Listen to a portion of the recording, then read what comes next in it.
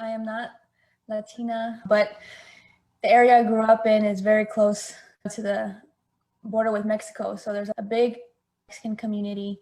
I went to a Spanish immersion school where parents put their children to learn Spanish, but also Spanish-speaking families could start their kids off in school without having a hard language transition for them. So it was really cool.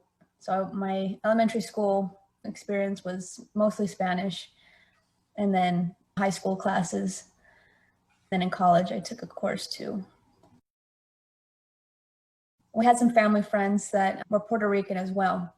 So I had some really fond memories of going over there and my mom's friend making some really amazing food and having Mark Anthony play in the background. It wasn't until I got older that I really started hanging out more with my friends who were Latin American. We went to a lot of dance parties. One aspect that I really enjoyed was just the music, hanging out. That was fun. I'd say late high school years, college days, and after that.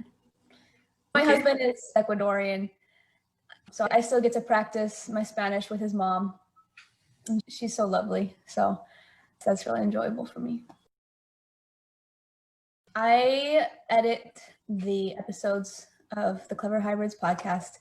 We have software that will automatically record the speech of the interviewer and the interviewee, but it doesn't always come out correct. So I have to go back and listen over and just correct all the mistakes and also insert the proper grammar as well.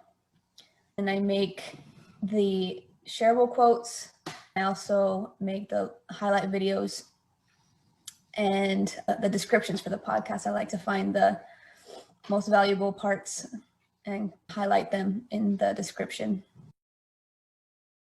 There was a podcast, I think it was Joseph Gonzalez.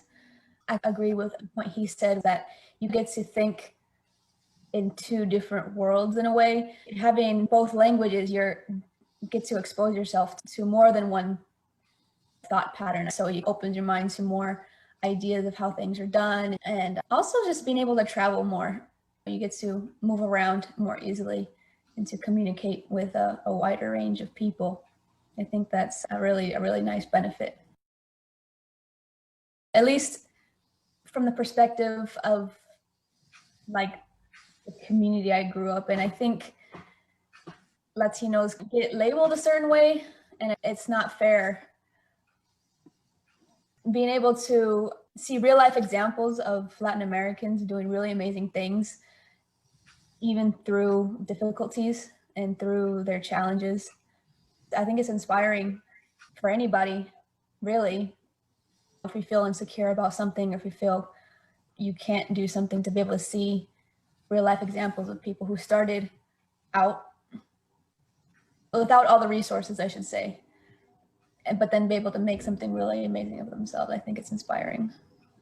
That's why I really enjoy what I'm doing, because I've done things in the past of writing copy. It wasn't bad, but it was for things that I wasn't very emotionally invested in it. But I really like listening to the episodes. I really love the content that you've been putting out. I really enjoy it.